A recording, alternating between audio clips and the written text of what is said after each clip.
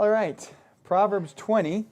I've got 2 from Proverbs 20, and then I'll give you 3 from Proverbs 27, and then we'll finish up the good name, the reputation thing. The subject itself, the reputation, good name, is very practical. Of course, we're in a book that's very practical book. Just a direct, practical advice for life, but it's more than advice. It's wisdom, right? It reveals to us why so many lives end up here and why others end up here, It shows you the path that you're on and where your destination will be. It's deep wisdom, but it's very, very practical. And I think the thing that really came to mind as I was thinking about these Proverbs here is exceedingly practical. Exceedingly practical. That's what I was thinking. Proverbs 20, verse 3 is the first one. Here it says, am I on the right one? Let me check your notes. My notes are wrong. My notes are incorrect here. Okay, let's go to the next one. I'll find it. Maybe it's 13. No, it's not 13. Well, no, I was right. I was right from the beginning. I was just looking at verse 2 and thinking it was verse 3. Okay, verse 3. It is an honor for a man to cease from strife, but every fool will be meddling. Meddling.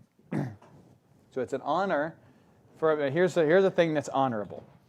A man ceases from strife. He's either in the middle of some strife, he has the opportunity to jump into the middle of the strife.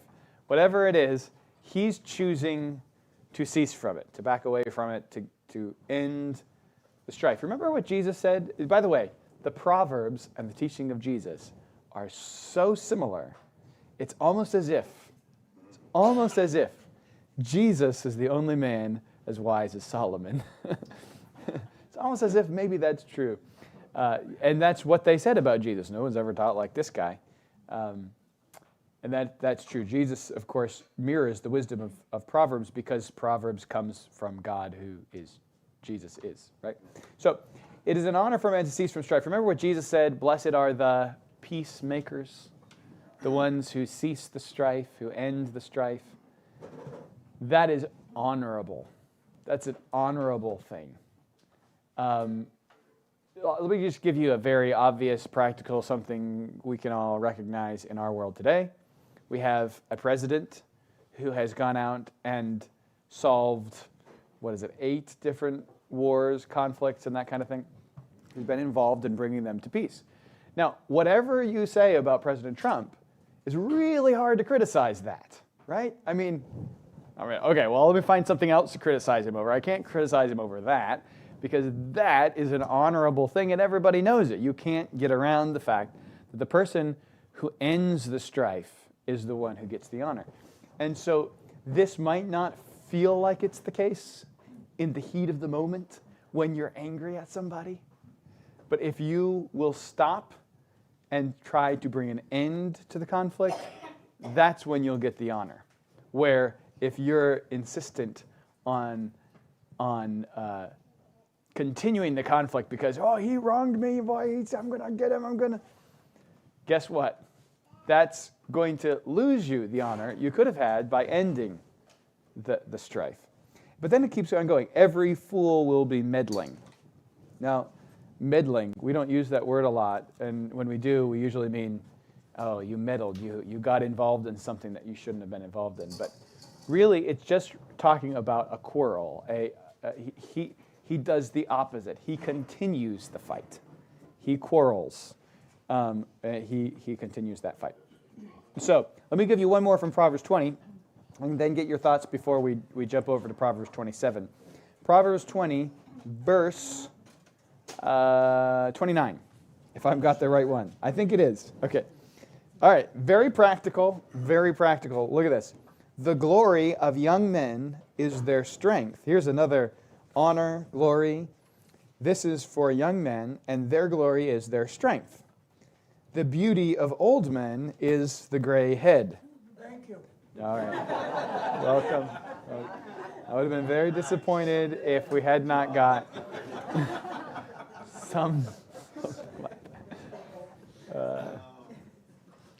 Now, this I think speaks to several things. First of all, the older generations, how they see the younger generations, is usually youth is wasted on the young, you know. And then the younger generations look at the older generations poorly as well. And here we're told, no, God has given the younger generation their strength. That's their glory. That's like, look, you're not going out and fighting wars on behalf of the country. You're 60, you're 70, you can't do that, right? But they can. And so God has a place for them. Don't forget, when you were that age, what you used to do, right? And how your parents and grandparents said, oh, that generation, you know? So praise God for the fact that they have strength and they have what they have, and there's good things that God has built into younger generations. But then there's the other side, the older generation. They often like to pretend that they're young, you know? There's such a thing as aging well, you know, with dignity, gracefully. And this is, our society tends to say, you're beautiful if you look young. And the older you look, the uglier you are. You know, that's sort of the way fashion works and all that. And I'm for looking nice. I don't like looking badly. I mean, I just stuck with it. But I'm not against that. But we ought to just say, look, when we're getting old, we're getting old. Nothing wrong with that. When I was young, I took my role as a young man. When I'm old, I need to take my role as an old man. There's nothing wrong with that. In fact, it is the gray hair for the old man that should be something of glory, of honor. Oh, you've got gray hair. You must have wisdom. You know, you've been through a lot. You must have something that you can share with me.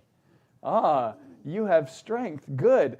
Let me go have you stack my wood, you know, right? There's a reason for all of that, right? And I think this is one of the things that probably concerns me. I don't want to say the most, but there's a lot of things as a pastor that I look at and say, well, let's try to stay away from that. Let's not let that creep into the church. But I think one of the things that does concern me in a church is when I see older generations harping on younger generations, and then younger generations harping on the older generations. This is not good. This is not good. God has given us each different various abilities and various places and various things to serve, and we need to start valuing each other and helping each other, right? It doesn't mean that we're all good. It means that we all have talents and abilities as the Lord has allowed us. What are some of your thoughts on either of those two proverbs there? They have to really be that example of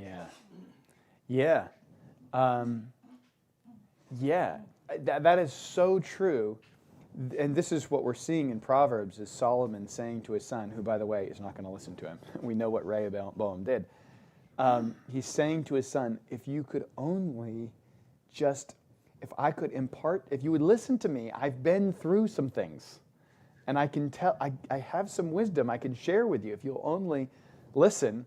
And so, there are a lot of times it's a younger person who refuses to listen to older people, not because they have some right to tell him what to do, but because he doesn't, because they don't. It's not like every older person has the right to order around any younger person. That's not how that works.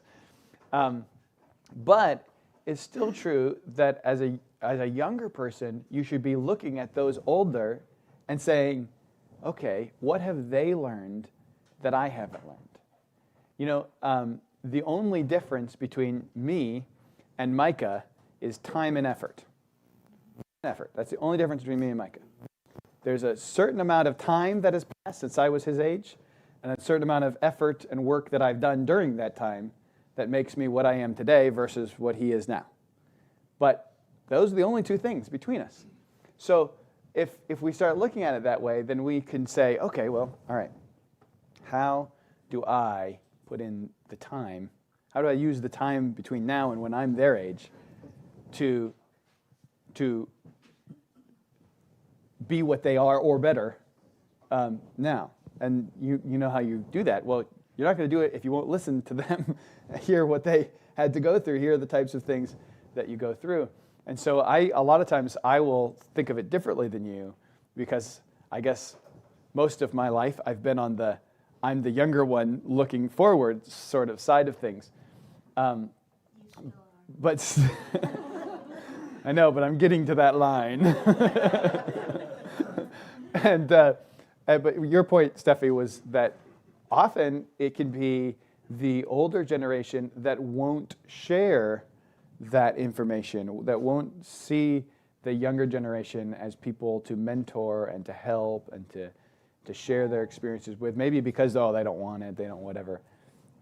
Sometimes, I suppose it could be, there's various reasons, well, if you're living your life always trying to be younger, then you don't want to think of others as the younger generation. You just want to hang out with them and be cool, I'm a young... But you're not, okay? Maybe you can actually help bring them along. You can actually help them grow. Yeah, definitely. Someone else? Cortland? Okay, Proverbs 27, and we'll wrap up this topic. Proverbs 27, I'll give you 3 of them, and then share whatever thoughts you have on any 3 of them. Verse 2, let another man praise thee, and not thine own mouth, a stranger, and not thine own lips. Isn't that just practical? I mean, how you don't get honor by telling everybody how great you are. In fact, you're going to get the opposite of that. I mean, how many of us just really honor politicians who put it on TV all the time how wonderful they are, Not a whole lot. Now, we understand they had to do it to get a vote or whatever, but all of us are rolling our eyes as we're watching, even if we're voting for that person, we're like, yeah, sure. Because of course you're going to say that about yourself. We all say that about ourselves. But rather, real honor is honor that comes from a stranger, meaning you paid them to... No, I'm just kidding. That's right.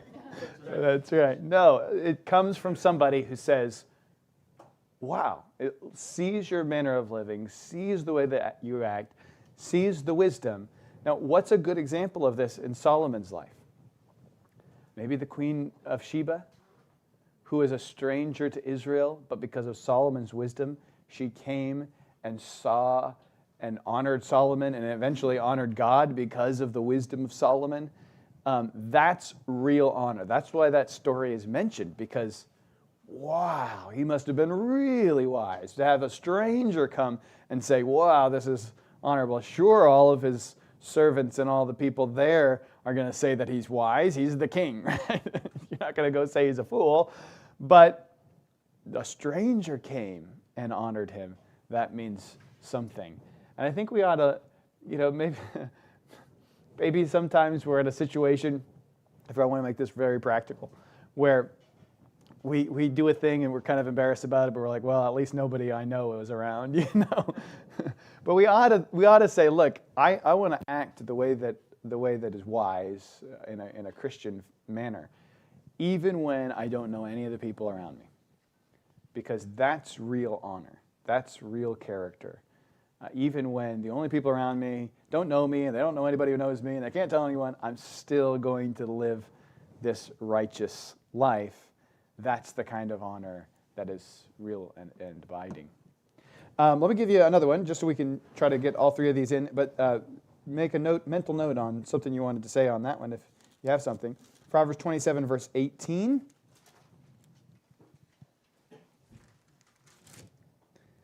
Whoso keepeth the fig tree shall eat the fruit thereof. So he that waiteth on his master shall be honored. Okay? It's a pretty simple picture, very practical. If you plant a fig tree, grow the fig tree, work at the fig tree, you'll get figs, right? That's how that works. If you are a servant to a master, which is various different kinds of servants in the Bible, but we could just summarize it if we want to make it very applicable. An employee with somebody with a boss, somebody who tells you what to do. Then you can see that job like you were working for yourself on a farm, growing figs that you're going to eat. You tend to your master's needs. You tend to your what it is that you've been hired for. You do it, and you do it to the best of your own ability, and that's going to produce honor from your master, right? Very practical. Like, oh, that makes sense. Very practical, and yet so many people in our society today don't get this, right? It's like, well, I got a job, well, he has to give me a paycheck. No, he doesn't. He could fire you, right? I mean, why are you acting this way? And for me, it's been a few years since I've worked in the secular world with unsaved people, but I can remember that vividly. I just think, how in the world do you have a job right now? And I think there's a lot of people who act that way, who don't recognize that honor from the person who you depend on is probably a really good thing. You probably want him to see you in an honorable way. You probably want a good name with him. Let's do one more, then I'll get your thoughts on that. Proverbs 27, verse 21. As the fining pot for silver and the furnace for gold, so is a man to his praise. Okay, so the refining pot, right? That is you're putting silver into the fire and it's burning and the dross is burned away and the silver comes out pure. The furnace does the same thing for gold. You put it in the fire and it burns away the impurities from the gold. So a man is to his praise. Now, the King James renders that very roughly, almost exactly the way it is in Hebrew, which doesn't explain what it means very well. So if you have another translation, you might see the translators trying to give you something that makes sense, because so is a man to his praise. Well, what does that mean, And so you might see something like, a man is tested by his praise, or something like that. A man is to his praise the way that fire purifies this gold, or fire purifies silver. And so some will say, well, this means that the man is purified by praise. He's looking for honor, he's looking for praise, and when you give him honor for the right things, then he starts doing those things. And so you have this connection. The man in the picture is like the gold or the silver, and the praise is like the fire, and the praise is bringing out the bad things. You're discouraging bad things by removing honor from a person when they do bad, and you're encouraging the good things by giving honor. I think that's probably what's being said here. I think this isn't so much that the man goes and says, well, let me fix your praise of me. Your praise of me isn't quite right, which might be how it comes across at first.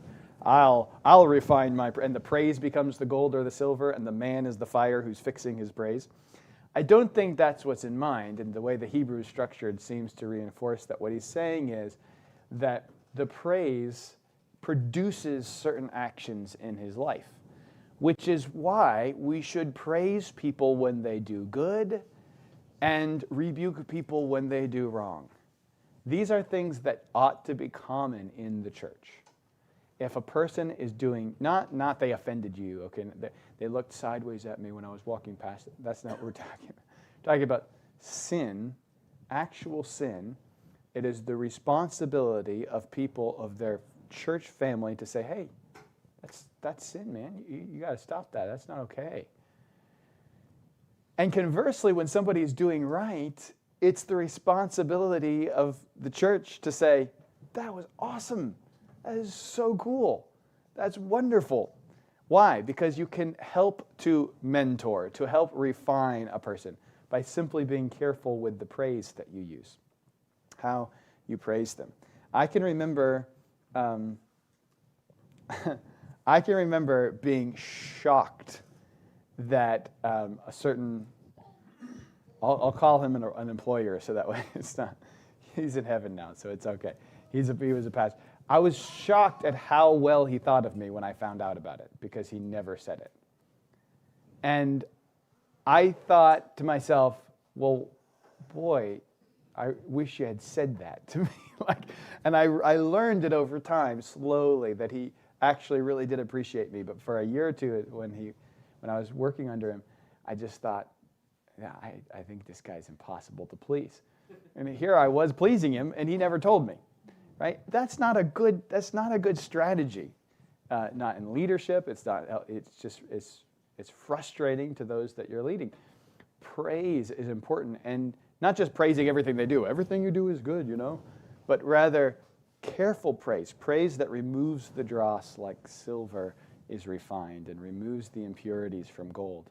That's how we should use our praise, how we honor other people. Okay, said a lot on those three. What are some of your thoughts? Yes? So by him not praising you for doing well, you learned a lesson from that about the necessity. That's why I am the way that I am today. I'm sorry. It just is what it is. But Yeah. say you even got something out of him not praising you. Yeah, You learned the importance of praise. you learned the importance. So that's like double deep thinking there. That's like, ooh, that's like a dream within a dream right there. Yeah, absolutely. Carlin, you had something? Yeah, so we'll be able to say, oh no, Peter is this way. Yeah. That brings to mind a thought that I had earlier when we were talking about generations and mentoring and all that. Because something that's very common is younger generations getting all of their advice from their peers, which it's good to have friends. It's all that's wonderful. But they haven't lived the things that they're going through the same things, and they're going to give you advice. How about the people who've already been through it? And so I think that kind of goes along with what you're saying. That's why praise has to be carefully tailored and used. We ought to praise people for good things. We ought not, because they're going to get praise from the wrong people for the wrong things. And we need to be the ones to help fix that. Yes, Melody? Yeah. Yeah, absolutely. I like that you brought out the point that we shouldn't be doing it for that purpose. But from the perspective of the person giving the praise, it's a good thing to give the praise, even though they shouldn't be doing it for the praise. And I think maybe by show of hands, how many of you could think of at least one time in your childhood when you were really affected by something an older person told you? So, your life's, well, hopefully it's positive, but it really that made an impact on the rest of my life. I know I could think of several times like that where somebody said, and I'm like, wow. And I think probably for most of us, there is, even if we can't remember it, there is one of those moments that has really made a huge impact. And I think that should help us to determine. I think young people should determine that I'm going to become an old person who helps young people. Old people should determine that I'm going to help young people, right? That should be our goal, it doesn't end with me, right? If it's all about me, then it all ends with me, and then it's over.